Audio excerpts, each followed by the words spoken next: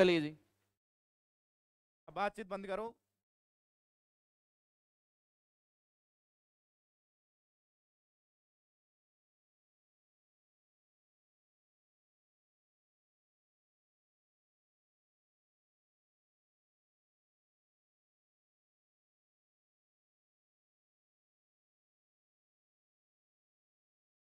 चलिए, बातें बंद कर दीजिए। अब हमारा नया जो टॉपिक है आज का, बेसिक्स ऑफ इंग्लिश, यहीं से अपन आगे बढ़ेंगे। कल हमने एक छोटी सी बातचीत करी थी कि अगर अपन इंग्लिश के बारे में देखें थोड़ा बहुत, तो इंग्लिश क्या है बच्चों? ये एक लैंग्वेज है, ठीक है। जब बच्चा पैदा होता है तो पैदा होते ही वो बोलने नहीं लग जाता है। भगवान उसके गले में सिर्फ साउंड दे के भेजता है। का मतलब बच्चा जब पैदा होता है तो वो रोता है, शुरुआत में पैदा होते ही सबसे पहले। का मतलब ये है कि का नहीं है, ये मतलब है, और वो एकदम स्वस्थ है जब बच्चा रोता है, ठीक है। अब लैंग्वेज, बात जो है वो कहाँ से होनी है? उस बच्चे के रोने से ही होनी है। यानी कहाँ से होगी? साउंड से। कहाँ से होगी? साउंड। फिर वो बच्चा जैसे ही थोड़ा बड़ा होता है तो फिर वो जो साउंड उसके गले में था, वो साउंड आपस में जुड़ना शुरू हो जाता है। क्या हो जाता है? वो साउंड आपस में जुड़ना शुरू होगा। और वो साउंड जैसे ही आपस में जुड़ना शुरू होता है, उससे एक यूनिट बनती है जिसका नाम क्या होता है? लेटर होता है। क्या होता है? लेटर। फिर वो थोड़ा बच्चा और बड़ा होता है, और बड़ा होकर के फिर वो उन लेटर्स को जोड़ना शुरू कर देता है। शुरू कर, और लेटर्स को जोड़ करके जो बनता है उसे अपन क्या कहते हैं? वर्ड कहते हैं। अपन क्या कहते हैं? अब जैसे ही बच्चा थोड़ा और बड़ा होगा, उसने जो लेटर बनाया था, मैं और मैं को जोड़ करके मम बोलता है, मम्मा बोलता है, पप्पा बोलता है, तो उन सबको जोड़ना शुरू करता है। तय को तेरी, है ना, मैं से, हाँ, ऐसे वो जोड़ता है। अब जैसे ही वो गली में जाएगा वो उन वर्ड्स को जोड़ेगा, और जो वर्ड से जोड़ करके जो बनाएगा उसे अपन क्या कहते हैं? फ्रेज कहते हैं। उसे अपन क्या कहते हैं? अब थोड़ा और बड़ा हो जाएगा, और बड़ा होकर के वो उन फ्रेजेस को भी क्या करना शुरू करता है? जोड़ना। और उन फ्रेजेस को जोड़ करके वो क्या बनाता है? क्लॉज बनाता है। क्या बनाता है? क्लॉज। और अब उन क्लोजेस को जोड़ेगा, और क्लोजेस को जोड़ करके जो बनाता है उसका नाम होता है सेंटेंस। और यहां से हमारी कहानी शुरू, यहाँ से हमारी शुरू होती है एक नई कहानी। यानी अभी तक जो भी हम इंग्लिश में पढ़ते हैं वो एक सेंटेंस ही तो आता है तुम्हारे सामने, और उस सेंटेंस में ही अपन क्या निकालते हैं? गलतियां। ये सेंटेंस सही है या गलत है, इसमें कौन से पार्ट में एरर है, ये सेंटेंस कैसे बनता होगा, ऐसे हम सीखते हैं। समझ रहे हो मेरी बात? सबसे पहले जो हमारे सामने निकल कर क्या है, ये सेंटेंस की डेफिनेशन क्या होती है बच्चों? यानी अगर मैं आपसे ये पूछ, सेंटेंस क्या होता है, तो आप मुझे इसका क्या जवाब देंगे? बताइए। सेंटेंस का जवाब क्या देंगे? एक तो आप ये कहेंगे सर क्लॉजेज, आप ही ने बताया जो क्लॉजेज से जुड़ करके बनता है उसे अपन क्या कहते हैं। लेकिन क्या ये पर्याप्त डेफिनेशन? नो। मैं बताता हूँ। किसी भी बात को अगर सेंटेंस बनना है तो उसे कुछ पॉइंट्स को फॉलो करना पड़ेगा। सेंटेंस वो होता है तो अरेंजमेंट्स ऑफ वर्ड्स, यानी सेंटेंस होने के लिए वर्ड्स का क्या होना चाहिए? एक अरेंजमेंट होना चाहिए। मैंने कहा एक वर्ड है मम्मी। वर्ड क्या है? मम्मी। एक वर्ड है इधर। एक वर्ड इधर। एक वर्ड मैंने कहा आओ। मैंने इन तीनों शब्दों को, तीनों वर्ड्स को अरेंज किया एक प्रॉपर ऑर्डर में, बना मम्मी, इधर, आओ। ठीक है। अब मैं इसको ऐसे बोल दूं, इधर मम्मी आओ, सही है क्या? इधर मम्मी आओ, ये तो हो सकता है, आओ मम्मी इधर, है ना। मम्मी इधर आओ, इधर मम्मी आओ, मम्मी इधर आओ। समझ रहे हो मेरी बात? तो यानी वर्ड तो तीन ही है, और मैं उनको घुमा रहा हूँ इधर उधर, इधर से उधर उन्हें घुमा रहा हूँ। तो इधर उधर घुमाने पर उनका जो ऑर्डर होना चाहिए वो एकदम अरेंजमेंट के साथ होना चाहिए, यानी तालमेल बैठते हुए होना चाहिए, उसका मीनिंग हम समझ में आना चाहिए। यानी पहला पॉइंट अरेंजमेंट ऑफ वर्ड्स होना चाहिए, वो सेंटेंस होगा। दूसरा का कंप्लीट एंड लॉजिकल मीनिंग भी होना चाहिए, का कंप्लीट और लॉजिकल मीनिंग भी होना चाहिए। जैसे मैंने कहा सांप मारा लाठी, सांप मारा लाठी। अब तुम कहोगे सर अरेंजमेंट ऑफ वर्ड्स तो है, 3 शब्द है इसमें, एक सांप है, एक मारा, एक लाठी, लेकिन क्या का कोई लॉजिक है? सांप मारा लाठी, इस बात से तुम्हें कुछ समझ में आया कि क्या कहना चाहता है?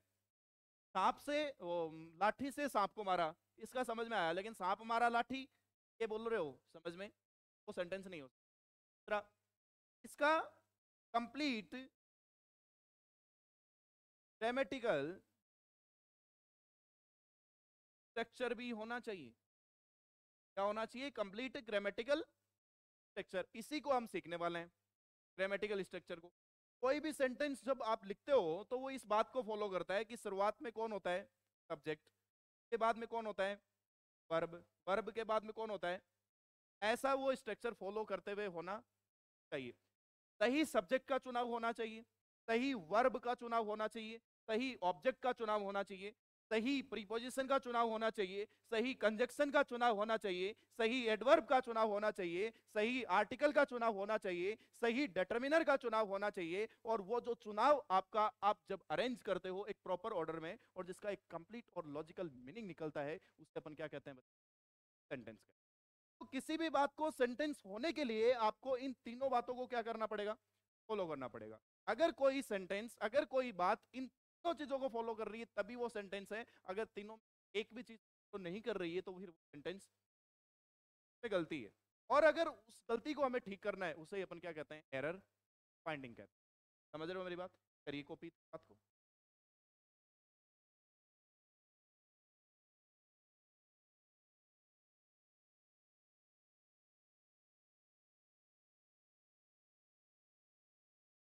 बातें नहीं करोगे, चुपचाप पढ़ोगे बस।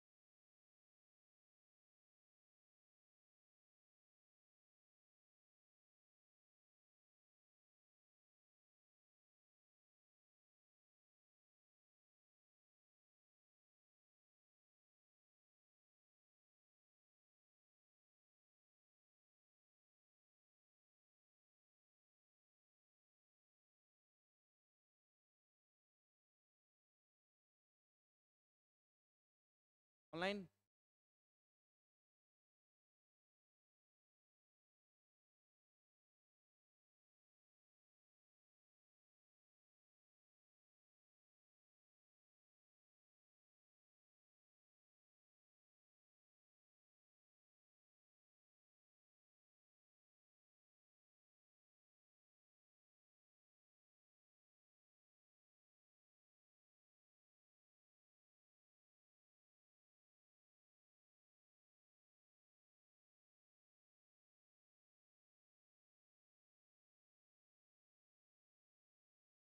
इतनी बात समझ पाए तुम? हैं?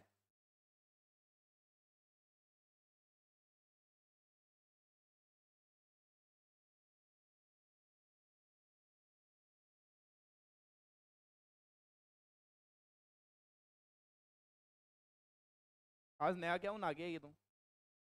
गोरी गोरी हो रही है, नहीं बता दे बाण हो जाऊँ तो।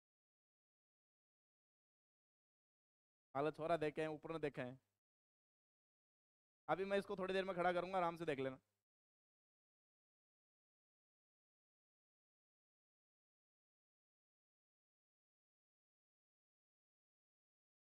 चलो ठीक है, अब बढ़ते हैं आगे बेटा। वरना मेरे को बीच बीच में ऐसे ही याद दिलाते रहना कि सर ऑनलाइन के साथ में चल रहा है। समझ गए ना मेरी बात? मैं यार भूल जाता हूँ, फिर मैं वो वीडियो जब खुद देखता हूँ नहीं यार क्या क्या बोल गया तू। चलो, ये फर्क होता है ऑनलाइन में और ऑफलाइन में। ऑनलाइन में तो एकदम पॉइंट टू पॉइंट चले, तुम याद दिलाते रहना मेरे को मुद्दा ही। आप देखो आगे बढ़ो। देखो सुनो, अरे मजा ऑफलाइन में ही है, ऑनलाइन में मजा नहीं है। जब तक बच्चों की टांग नहीं खींची जाए, जब तक बच्चे अब जवाब नहीं देते और जब स्टूडेंट उनसे इंटरेक्शन नहीं करता तब तक मजा नहीं आता। ऑनलाइन में मजा नहीं है, मजा इसी में। अब मेरी बात को सुनो, तुम आगे बढ़ते हैं। अब मैं तुम्हारे सामने कुछ सवाल लिखता हूँ, आप मुझे बताना ये सेंटेंस है या नहीं है। एक मैंने लिखा गो, एक मैंने लिखा गो होम, एक मैंने लिखा द सॉन्ग संग मोहन।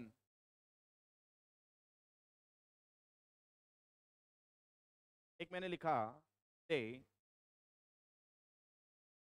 Finished the dinner. बच्चों आप मुझे ये बताएंगे इन चारों में से कौन सेंटेंस है कौन सेंटेंस नहीं है? क्या पहला जो मैंने लिखा है वो सेंटेंस है सेंटेंस? अभी अभी मैंने तुम्हें कहा कि सेंटेंस होने के लिए सब्जेक्ट वर्ब और ऑब्जेक्ट होने की जरूरत है, लेकिन ये बात सत्य नहीं है। अब मेरी बात को सुनिएगा। वर्ब की फर्स्ट फॉर्म अगर आपको अकेली दिखाई दे तो वो भी सेंटेंस होती।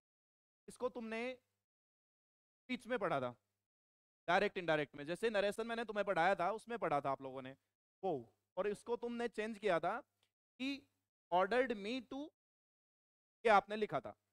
तो वर्ब की फर्स्ट फॉर्म अगर आपके सामने सिर्फ वर्ब की फर्स्ट फॉर्म लिखी गई होती है, इसका मतलब वो इंपेरेटिव सेंटेंस होता है। कैसा सेंटेंस होता है? Imperative sentence. इंपेरेटिव सेंटेंस का मतलब ये होता है बच्चों, आदेशात्मक वाक्य हिंदी में कहते हैं। कोई रिक्वेस्ट हो सकती है, कोई ऑर्डर हो सकता है, कोई सजेशन हो सकता है, कोई प्रोहिबिशन हो सकता है, कोई एडवाइस हो सकती है, इन सब में से कोई भी हो सकता है, वो एक आपका वर्ब की अकेला फर्स्ट फॉर्म। चलिए, आपका जो इंपेरेटिव सेंटेंस होता है, इंपेरेटिव सेंटेंस में आपका स्पीकर और आपका लिसनर दोनों जो है वो क्या हो सकते हैं? अंडरस्टूड होते हैं। क्या होते हैं?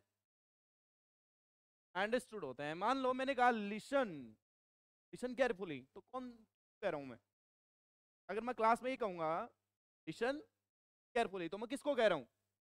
आप ही को कह रहा हूं, ऑब्वियस सी बात है भाई। और मेरे सामने कौन बैठा है? My crowd, my students, audience को ही तो कह रहा हूं मैं, जो मेरे सामने है उसी को तो मैं कहूंगा। तो ये बात होती है।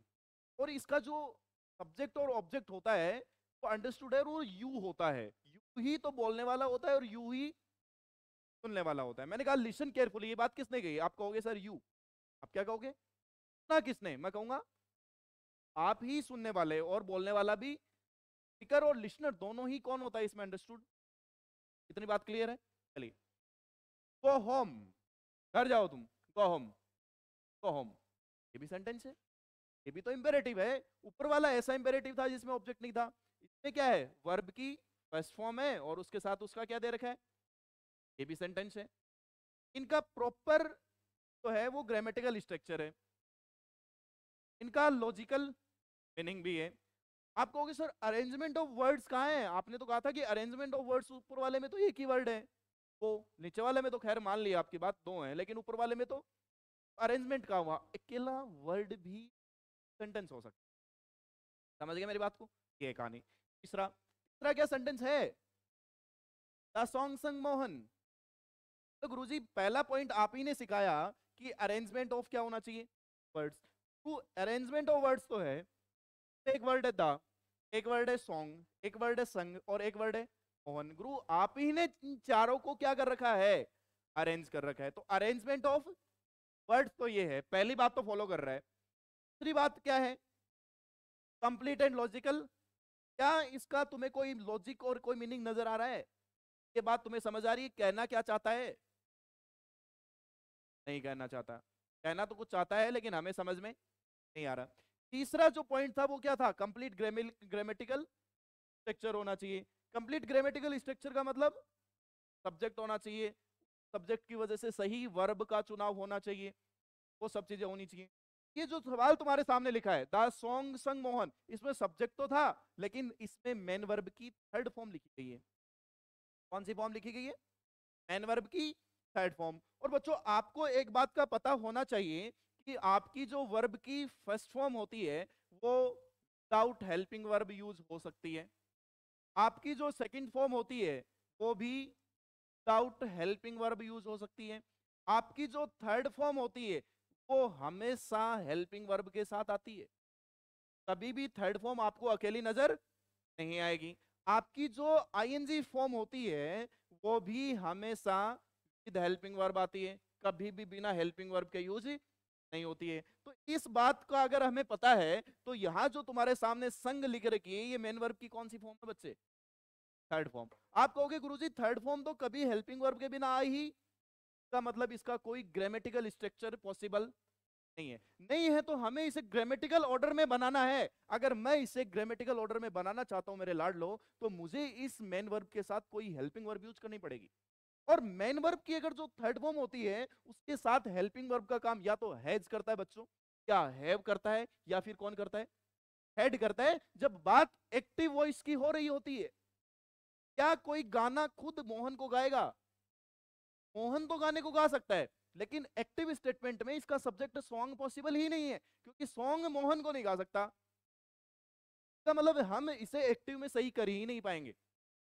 हैज, हैव और हैड के साथ अपन इसे ठीक नहीं कर सकते। हम इसे ठीक कर सकते हैं पैसिव वॉइस के साथ, कि पैसिव वॉइस में तो मेन वर्ब के साथ आता ही कौन है, हेड फॉर्म। हेड फॉर्म और उसके साथ कोई भी हेल्पिंग वर्ब अपन लगा सकते हैं। इसका मतलब अगर मैं इस गाने को, इस बात को ऐसे लिख दूं, द सॉन्ग, फिर मैंने लिख दिया वॉज संग, और फिर मैं यहां लगा दूं बाई, तो अब ये सवाल सही हो जाएगा कि नहीं हो जाएगा?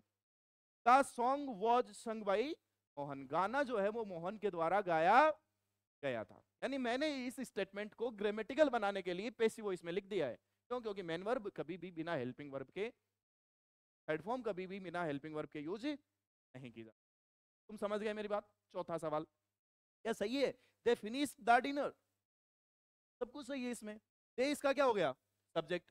फिनिश्ड क्या होगी, मेन वर्ब की सेकंड फॉर्म, और सेकंड फॉर्म तो बिना हेल्पिंग वर्ब के यूज होती ही है, ये सेकंड फॉर्म हो गई। और ये इसका कौन हो गया, इसका ऑब्जेक्ट। तो कंप्लीट ग्रामेटिकल स्ट्रक्चर है, अरेंजमेंट ऑफ वर्ड है, और मीनिंग भी इसका क्या है, लॉजिकल। तो ये सेंटेंस है।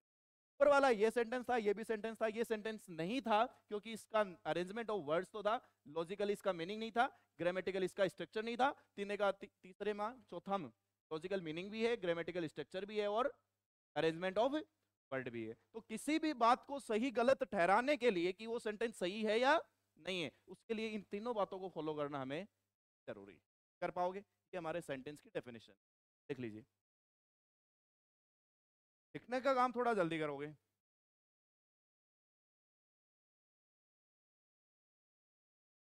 बहुत मजा आने वाला है, ग्रामर के इस पार्ट में बहुत मजा आता है, 6-7 टॉपिक में, नाउन प्रोनाउन एडजेक्टिव डिटरमिनर वगैरह में बहुत ज्यादा मजा आता है। दूसरा, दूसरा है गो होम। गो होम, घर जाओ। तो गो वर्ब की फर्स्ट हो गया, होम उसका। तो ऑर्डर वाला इंपेरेटिव सेंटेंस है। नहीं बेटा, टू जब लगाते हैं अपन, जब एडवर्बियल काम हमें करना होता है, गो होम, फिर का जवाब आएगा गो होम, कहाँ जाऊं, कहाँ जाऊं ना, गो होम। सीधा अपन बोलते हैं, टू लगाने की, I ordered him to go home, ये होगा। जब आप इसको इनडायरेक्ट स्पीच लिखोगे ना, तब यूज करोगे।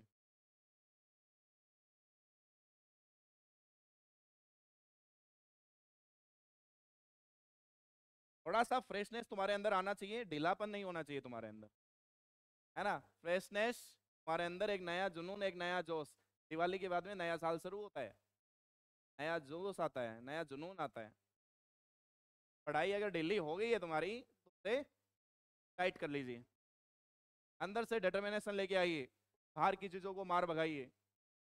जब कभी भी तुम्हें ऐसा लगे कि मैं डिस्टर्ब हो रहा हूं, तो उस डिस्टर्बेंस को जड़ से खत्म कर दीजिए। ये तुम ही कर सकते हो। अगर तुम्हें जीतना है तो तुम्हें खेलना भी तो ही पड़ेगा, कि और के खेलने से खुद के जीतने की उम्मीद नहीं लगा सकते। बढ़ जाए आगे, ये बात लिख लेना आगे वाली, लिखी गई होगी टेंस में तुम, लेकिन एक बार फिर से।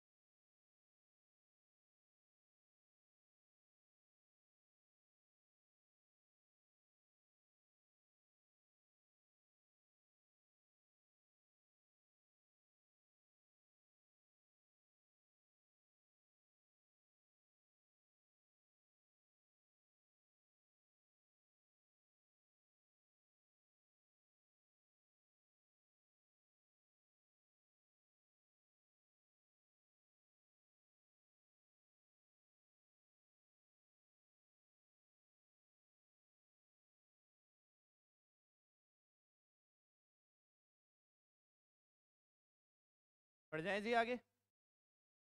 डन।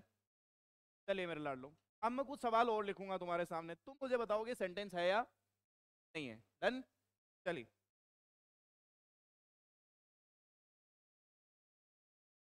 I am here.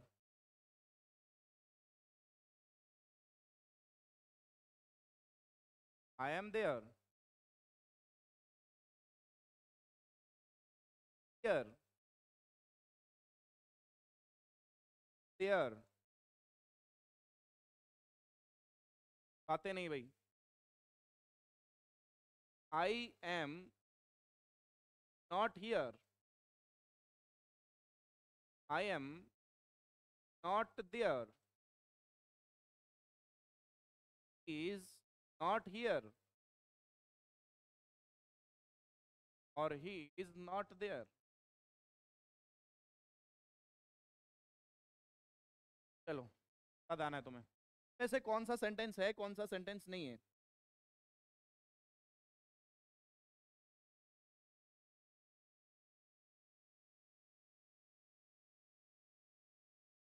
पहला है, देखो, आई एम हियर। बोलो गुरु, ऐसा है, शुरुआत में सब्जेक्ट आ रहा है, बाद में वर्ब आ रही है, वर्ब के आगे जो भी आए आए, सब्जेक्ट और वर्ब दोनों है, अरेंजमेंट है, मीनिंग भी है। आई am here.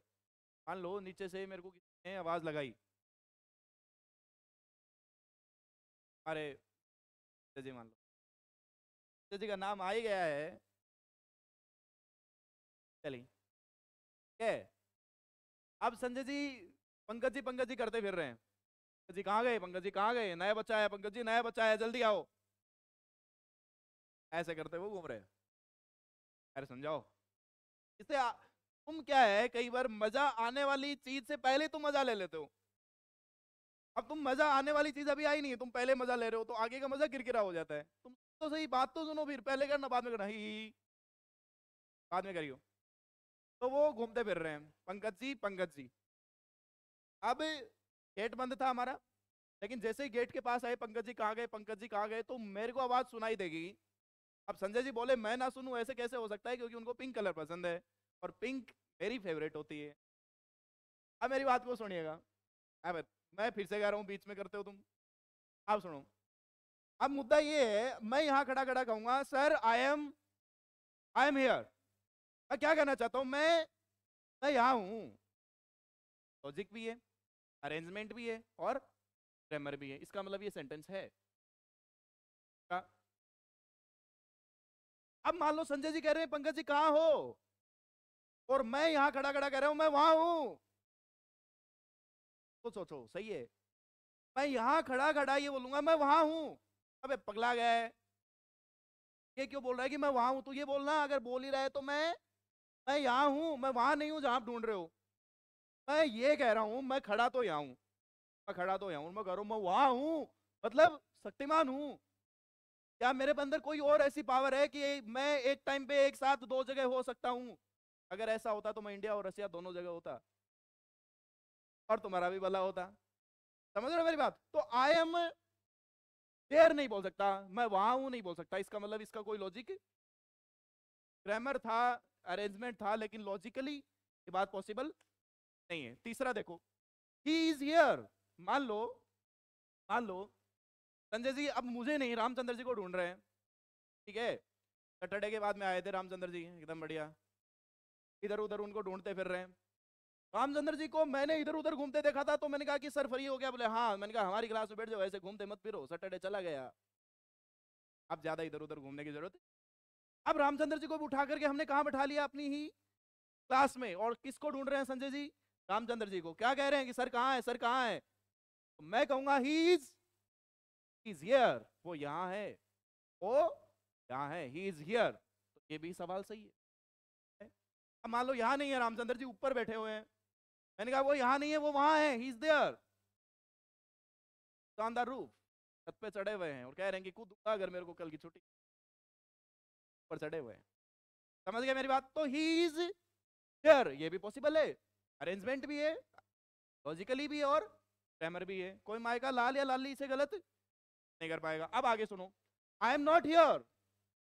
I am not here, मैं ये कहूँ आई एम नॉट हियर, मान लो मेरे पास किसी का फोन आया, चलना मूवी देखने चलते हैं, एक दीवाने की दीवानियत। अब मुझे कहाँ की दीवानियत, मेरे को तो और ही दीवानियत चाहिए होती है। अपनी दीवानियत 1 घंटे में खत्म हो जाती है ना। अपने को चाहिए काट फाड़। ऑनलाइन है, आगे बढ़ते, आगे बढ़ेंगे ही नहीं। अब सुनो मेरी बात। अब मैं अगर ये कहूं कि मैं चल तो लेता तेरे साथ, but I am not here, मैं यहां नहीं हूं, I am out of country. नहीं, क्या बोलोगे, out of my space, my place, ऐसे बोल सकते हो। हाँ, ये भी हो जाएगा। तो आई एम नॉट हियर, मैं यहाँ, सही है, लॉजिकल है, कोई दिक्कत नहीं है। आई एम नॉट दियर, ये सही है क्या, मैं वहां नहीं हूं, मैं वहां नहीं हूं, बताइए।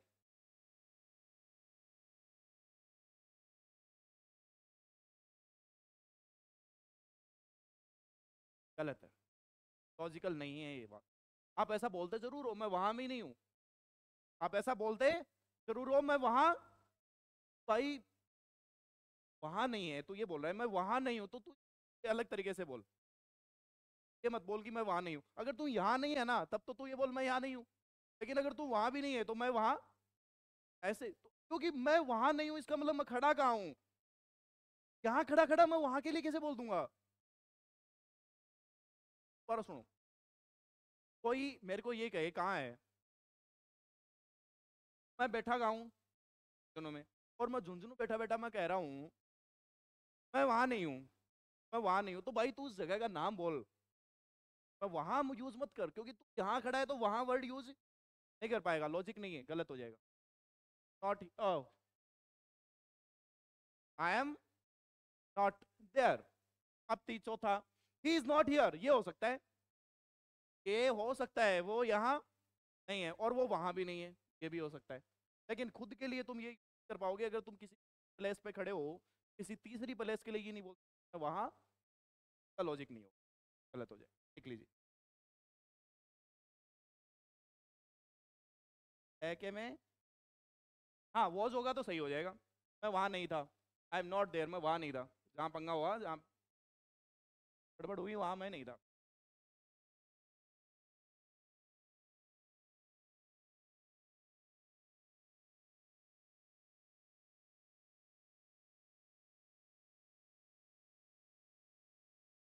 बातें नहीं यार, लिखो बस, बातें करने की तुम कहाँ जरूरत पड़ती है। मन स्थिर रखा करो, इधर उधर नहीं, बातों में मत। इतना मजा तो मैं ही दे देता हूँ तुम्हें, कौन सा मजा बाकी रह जाता है, और जो तुम्हें चाहिए वो यहाँ मिलेगा भी नहीं, क्योंकि मिलेगा भी तो मैं लेने ही नहीं दूंगा।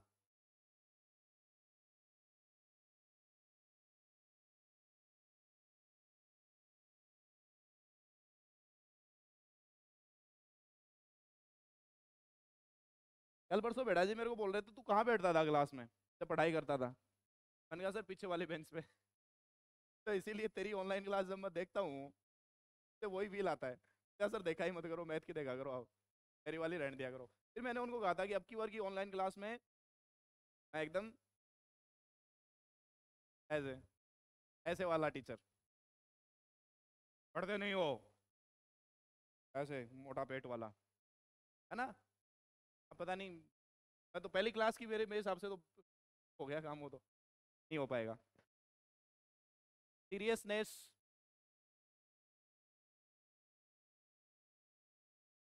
आ ही नहीं पाएगी, तरीका चेंज हो ही नहीं सकता। बढ़ जाए आगे। अब मैं एक सवाल लिख रहा हूँ, आप मुझे इसका एक नहीं, एक चलो मैं दो लिख रहा हूँ, देखो। They killed he, he killed, चलो बच्चों, कौन सा सेंटेंस है कौन सा नहीं है,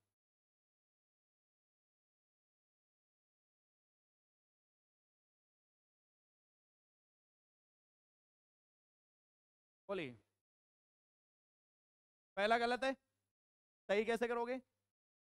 तो सर इसका ग्रामेटिकल स्ट्रक्चर नहीं है, ग्रामेटिकल स्ट्रक्चर क्या कहता है, वर्ब से पहले कौन होना चाहिए, सब्जेक्ट। ओए बात नहीं रहे, वर्ब से पहले कौन होना चाहिए, बातें नहीं, नहीं पटक के, सही बता रहा हूँ भाई साहब। जब मैं बकवास कर रहा होता हूँ ना तब कर लिया करो, पढ़ा रहा होता तो मत किया करो, बहुत सीरियस होता हूँ, पॉइंट समझा रहा होता हूँ तब एकदम पीक पे होता हूँ मैं, और जब वहाँ उधर खड़ा हो जाता हूँ तो फिर चलता है, तो मत किया करो। देखो ये सब्जेक्ट है, ये सब्जेक्ट है, वर्ब से पहले कौन होना चाहिए, सब्जेक्टिव केस, ये वर्ब है, और वर्ब के बाद कौन होना चाहिए, ऑब्जेक्टिव केस होना चाहिए। लेकिन हमने यहाँ क्या लिखा हुआ है, ये गलत है, यहाँ कौन होना चाहिए। अब ये सेंटेंस सही होगा, they killed him, ने उसे मार दिया। दूसरा बताइए, दूसरे में अरेंजमेंट ऑफ वर्ड था, कोई समस्या नहीं थी। बोले गुरु वर्ब से पहले सब्जेक्ट था, वर्ब के बाद ऑब्जेक्ट है, इसका मतलब ग्रामर भी, कोई दिक्कत नहीं है, लॉजिक भी है क्या, नहीं, लॉजिक नहीं है, क्योंकि ही किल्ड मी, अगर उसने मुझे मार ही दिया है तो फिर मैं बोल कैसे रहा हूं कि उसने मार दिया है, सर बन के, पॉसिबल नहीं है सही होगा बटन, पर हमारे हिसाब से लैंग्वेज में पॉसिबल नहीं है। पता चला मैं ये कहूँ कि नहीं है और रात नहीं मेरे में आ जाएगी, मैं नहीं है साहब, मैं मानता हूँ लेकिन लॉजिक नहीं है इंग्लिश के according, he killed me, not possible. आप अगर इसको बोलना ही चाहते हो तो ऐसे बोलिए, ऑलमोस्ट ने मुझे मार ही दिया था, लगभग उसने मुझे मार ही दिया था, ये हो सकता है। तो इन तीनों बातों को जो फॉलो करेगा वो क्या होगा, सेंटेंस होगा। और इन तीनों में से अगर एक भी बात फॉलो नहीं हो रही है तो उसमें एरर है, और वो एरर हमें फाइंड आउट करना है। अब तुम्हारे दिमाग में सवाल आ रहे होंगे, सर हम ग्रामर ग्रामेटिकल ढूंढना चाहेंगे, इसमें हम लॉजिकल ढूंढना चाहेंगे, तो ये दिखा रहा हूँ। अब हम पढ़ेंगे सेंटेंस की टाइप। टाइप के आधार पर सेंटेंस दो प्रकार का होता है, एक होता है ग्रामेटिकल और दूसरा होता है लॉजिकल। पहले हम लॉजिकल बात करेंगे और फिर अपन ग्रामेटिकल। ग्रामेटिकल के आधार पर ग्रामर कितने तरीके से काम करता है, वहां शुरू होता है सबसे पहला काम, पार्ट्स ऑफ स्पीच, और वहां से हमारे टॉपिक शुरू, का नाम क्या है, समझ गए मेरी बात, लिख लो।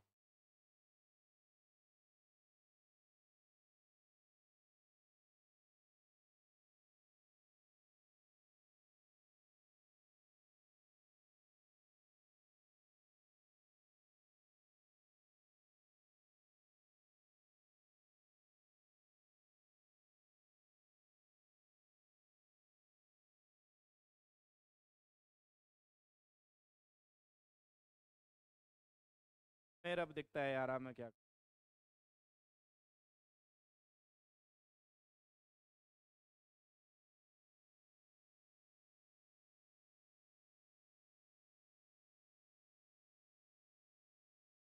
और मयंक ठीक है तू, बढ़िया एकदम, मैं तो फैन हो गया यार तेरा मिमिक्री का, बता, बहुत जबरदस्त करी थी सच में, मजा आ गया। लड़कियां मेरे को पूछ रही थी, अरे आपका बैच का है क्या।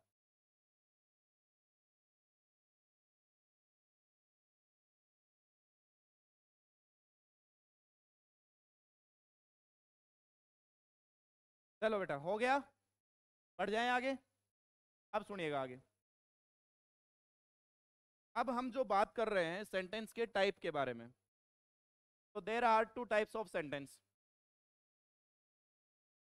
देर आर टू टाइप्स ऑफ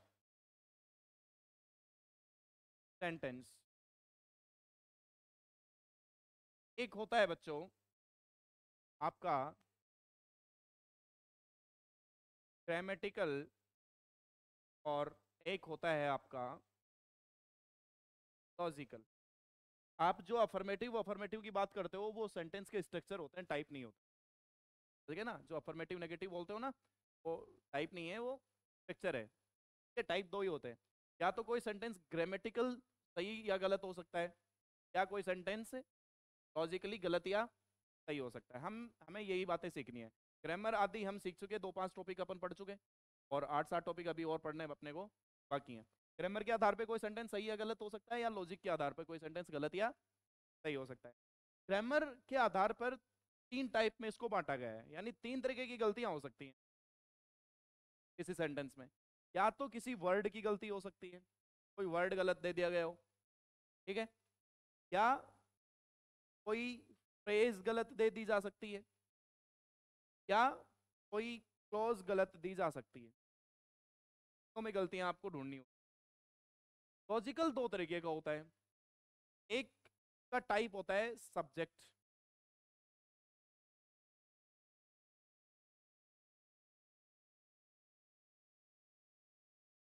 और दूसरा होता है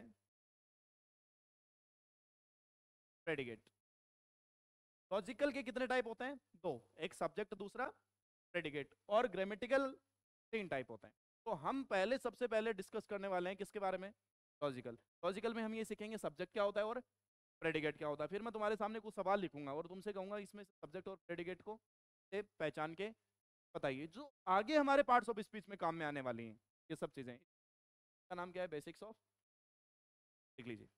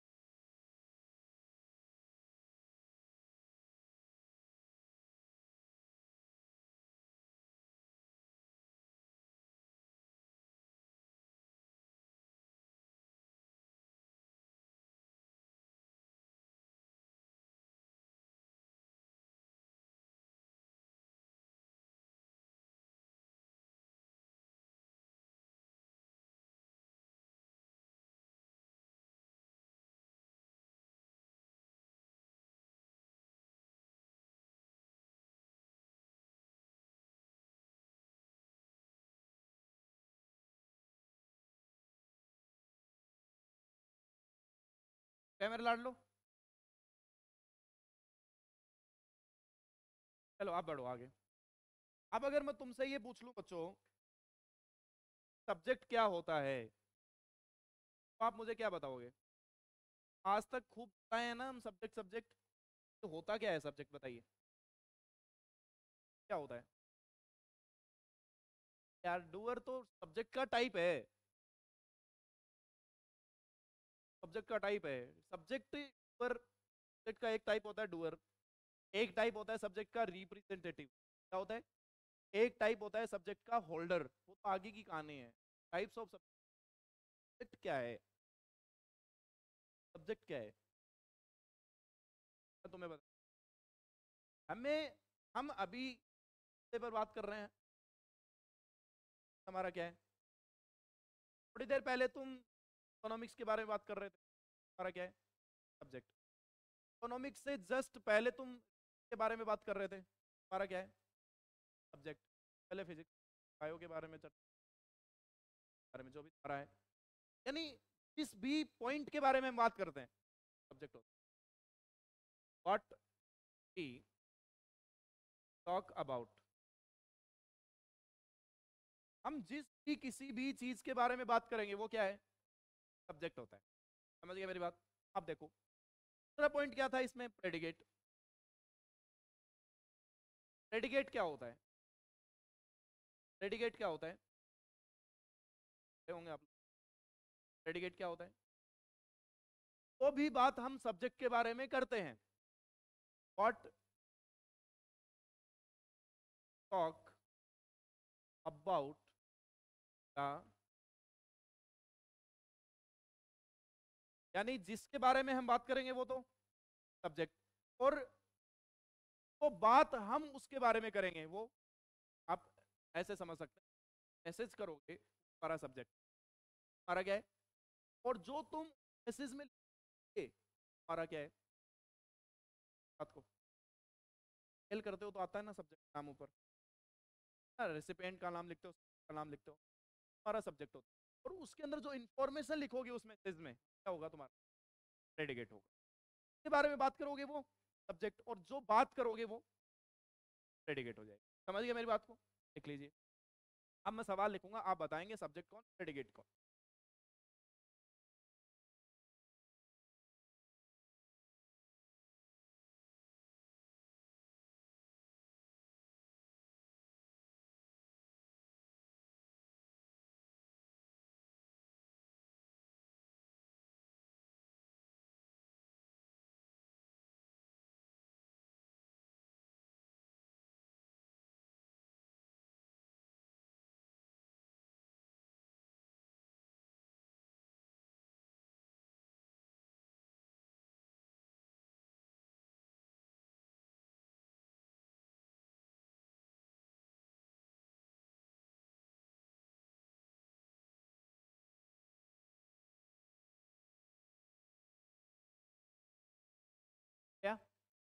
अब मैं सवाल लिख रहा हूँ, आप मुझे पहचान के बताइएगा कौन सब्जेक्ट है कौन प्रेडिकेट है।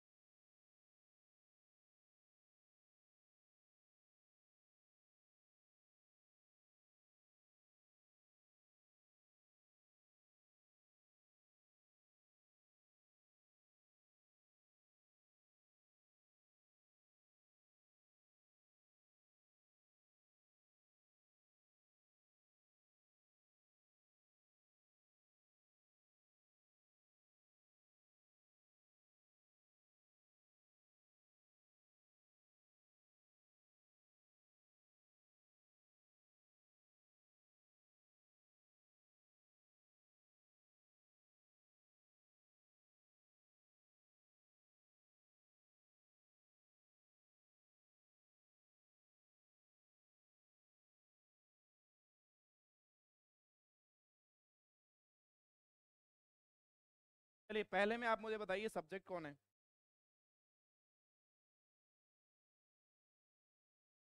पहले में आप मुझे सब, it will help you become immunity.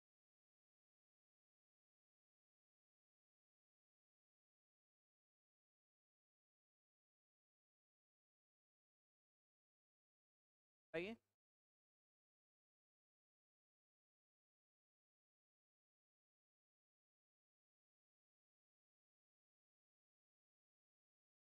आप मेरी बात को सुनो। It will help you become, यानी इट काम में आया होगा, आया होगा ना। तो आप किसके बारे में बात कर रहे हैं, बारे में ना। आपका इसमें इट क्या है इसमें। अब इस इट के बारे में क्या बात कर रहे हो आप कि आपकी क्या करेगा डिजीज में, आपके इम्यूनिटी को करने में आपकी मदद करेगा, तो ये आपका क्या हो जाएगा, आपका प्रेडिकेट हो जाएगा। दूसरे में बताइए सब्जेक्ट, क्या इसमें ओनली पर्सन सब्जेक्ट है, the only person capable of doing this, ये आपका सब्जेक्ट है यहां तक। आप जिस इंसान के बारे में बात कर रहे हैं ना, वही इंसान इसको करने में क्या है समय, आगे वाली बात पीछे वाले के लिए एडजेक्टिव का काम कर रही है, ठीक है। और आगे वाला लिव्स देयर क्या है, प्रेडिकेट। आपका क्या है। अब आपको एक हिंट दे, सब्जेक्ट को प्रेडिकेट से अलग करने के लिए वर्ब आती है। वर्ब और वर्ब का जो हिस्सा होता है वो प्रेडिकेट होता है, बाकी छोड़ दो।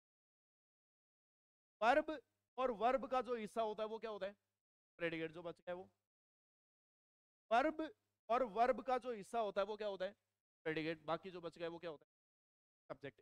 भाई ए कौन है और लाफ्ट कौन है, अकेली वर्ब भी प्रेडिकेट होती है, अकेली वर्ब भी क्या हो सकती है, प्रेडिकेट। समझिए बात को, बात तो तुम्हें ज्यादा अच्छी लगी होगी पहली बात से। बच्चों ये थे हमारे आज के समाचार, और अब तुम्हारी क्लास बायो की है क्या, आज फ्री हो गया। हाँ चलो, 2 बज गए लेकिन पार्टी अभी बाकी है।